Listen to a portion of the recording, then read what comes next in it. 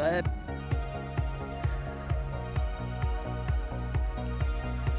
La dame qui fait les crêpes.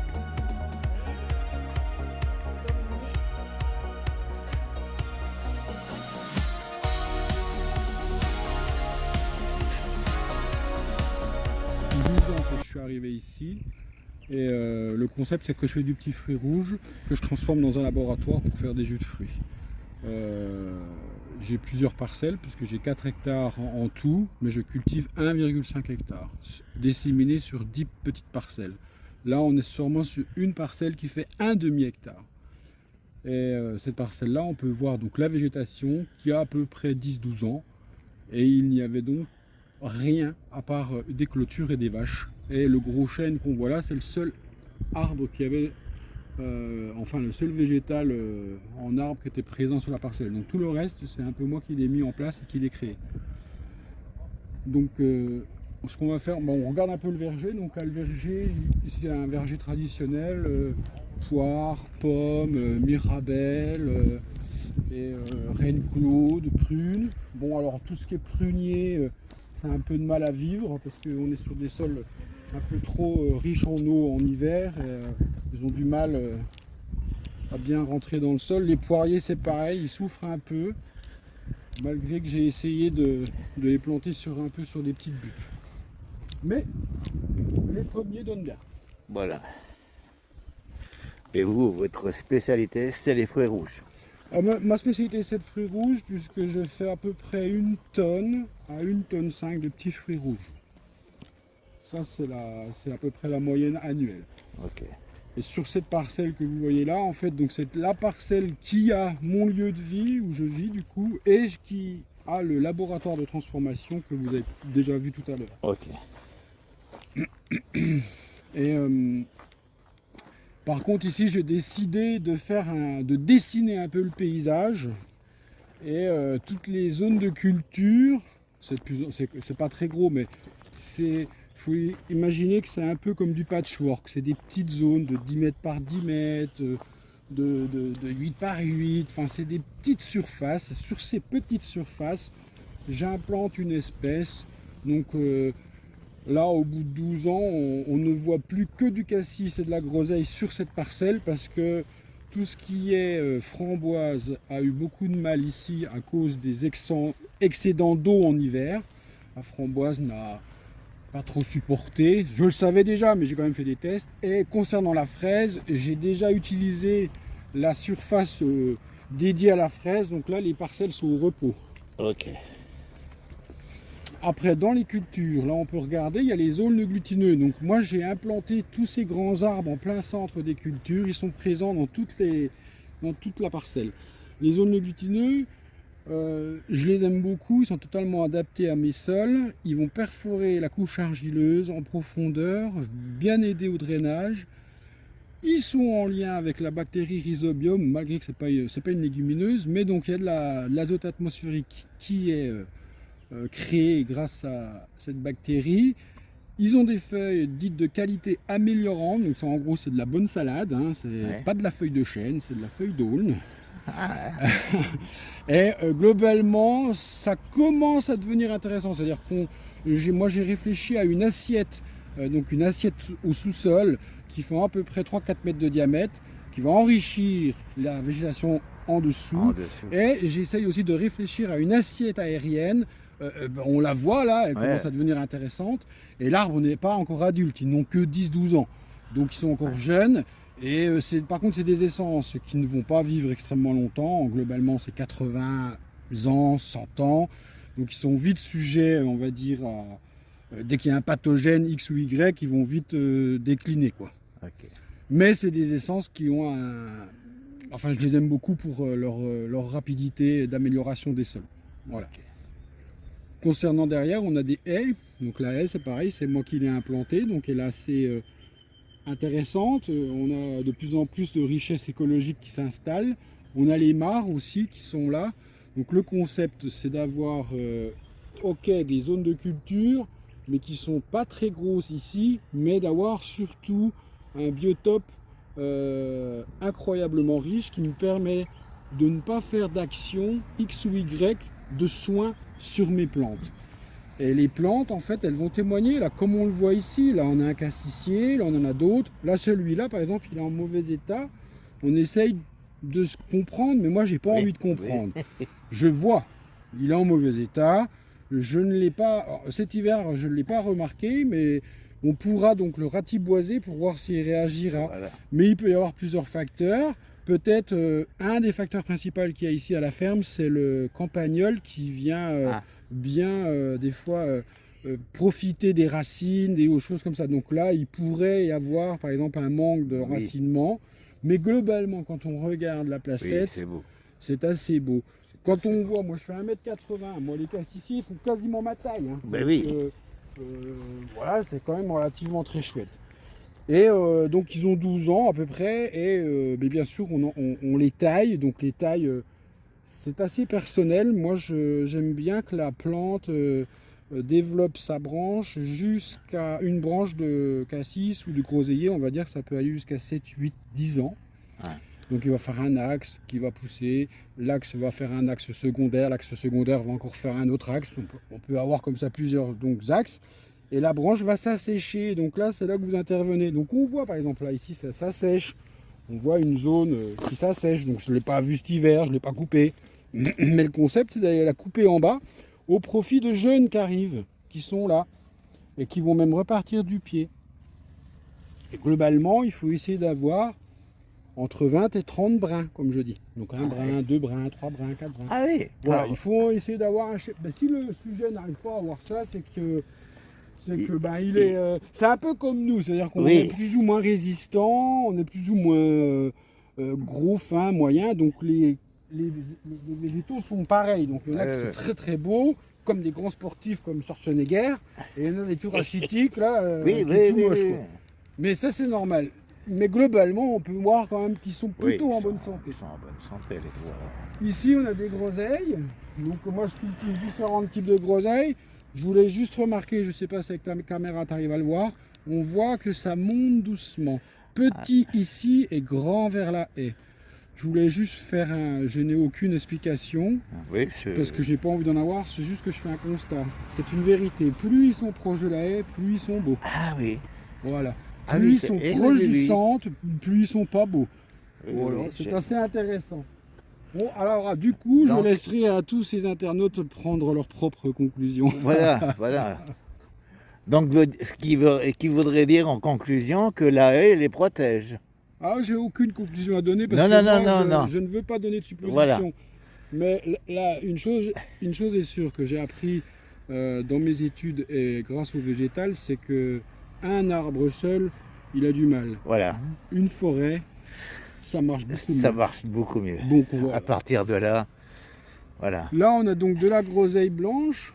Je cultive aussi d'autres groseilliers. Donc là, ça a 1 an en pépinière. Ça a été planté chez moi. Donc ça c'est la 2e année. Donc c'est des boutures que le pépiniériste y fait. Là, vous avez les mêmes plants. Ils entament leur 3e année chez moi. Ah oui. Donc, vous voyez la différence entre 1 an et 3 ans. Donc ça, c'est les groseilles blanches. Là, vous avez d'autres groseilliers. Eux, c'est de la groseille rouge que je ne travaille plus trop parce que j'aime plus vraiment le format de la groseille, mais elle est quand même encore présente. Voilà. Et du coup, là, on est déjà rentré dans les entretiens. Hein. Donc les entretiens, c'est tout ce qui est taille. Et moi, j'ai commencé à tailler réellement à partir de la 7e, 8e année. Ok. Et la taille reste un sujet très personnel.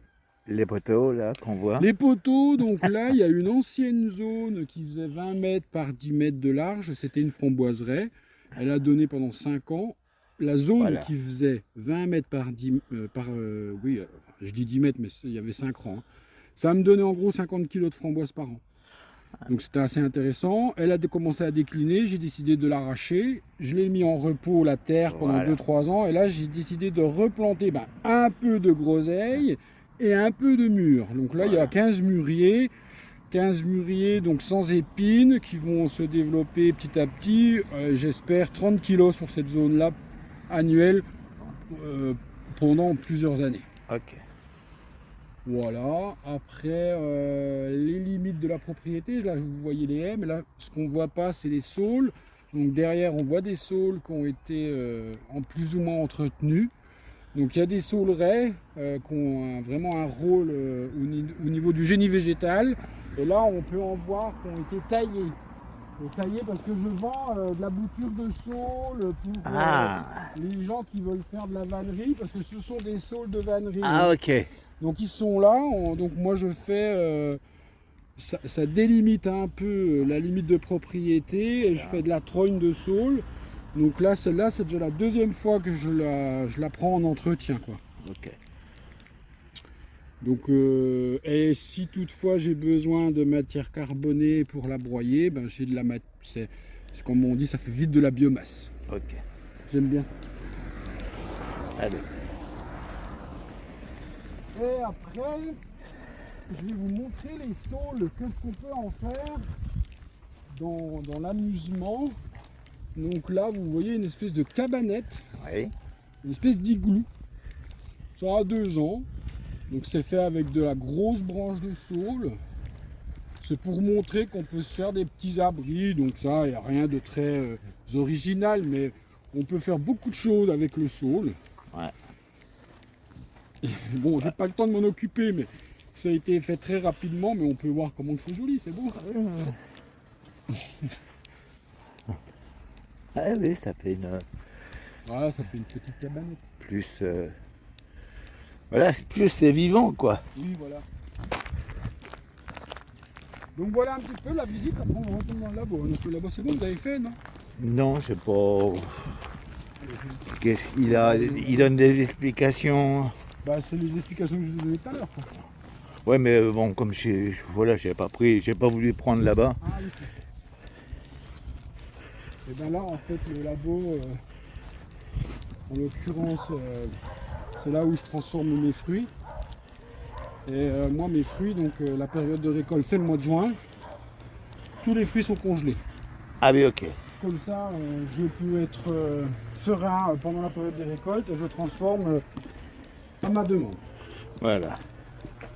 Et là, en fait, on a le laboratoire. C'est pas très gros, mais j'appelle ça mon laboratoire à pièce chaude. Ça fait 15 mètres carrés.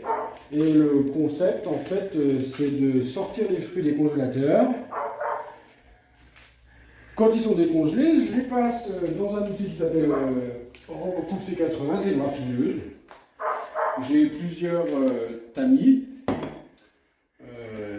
Un tamis de 1 mm, un tamis de 0,5 mm. Donc c'est pour empêcher les grains de passer. Donc là, la fraise en l'occurrence ne passe pas. Les grains de fraise c'est petit.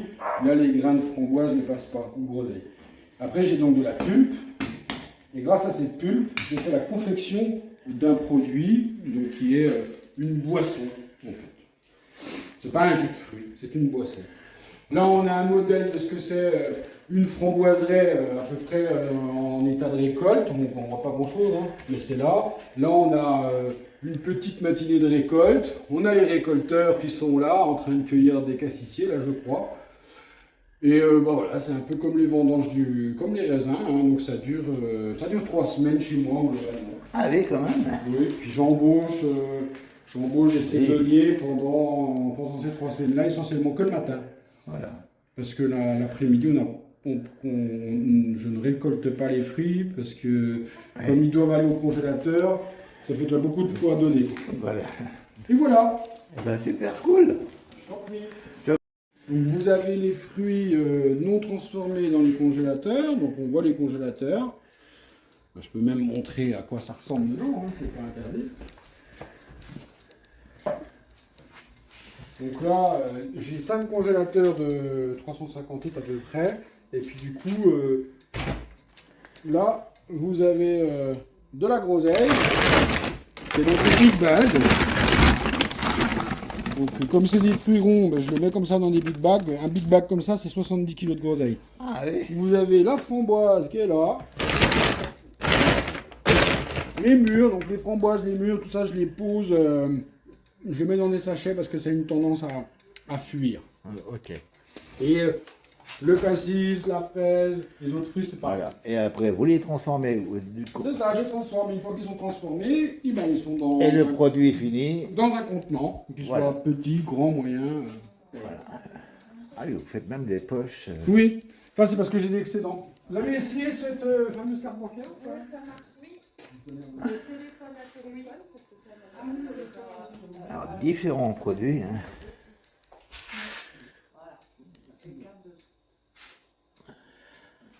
Ben, nous non plus, c'est le premier thème.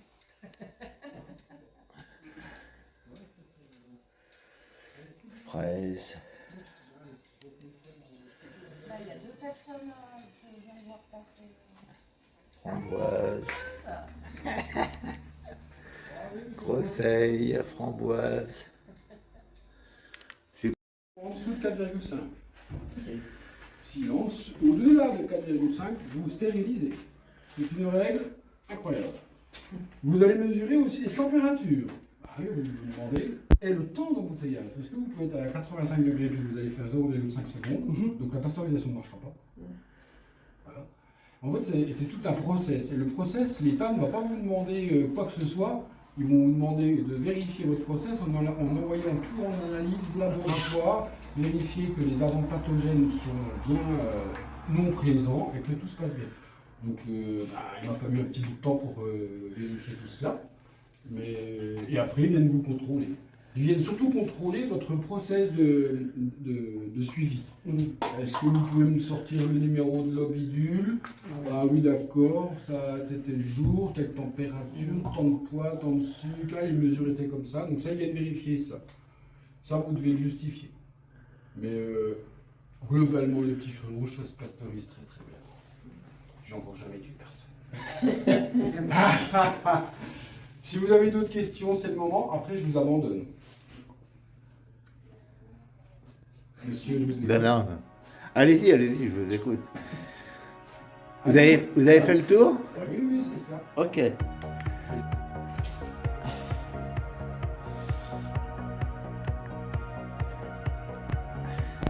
Crêpes. La dame qui fait les crêpes.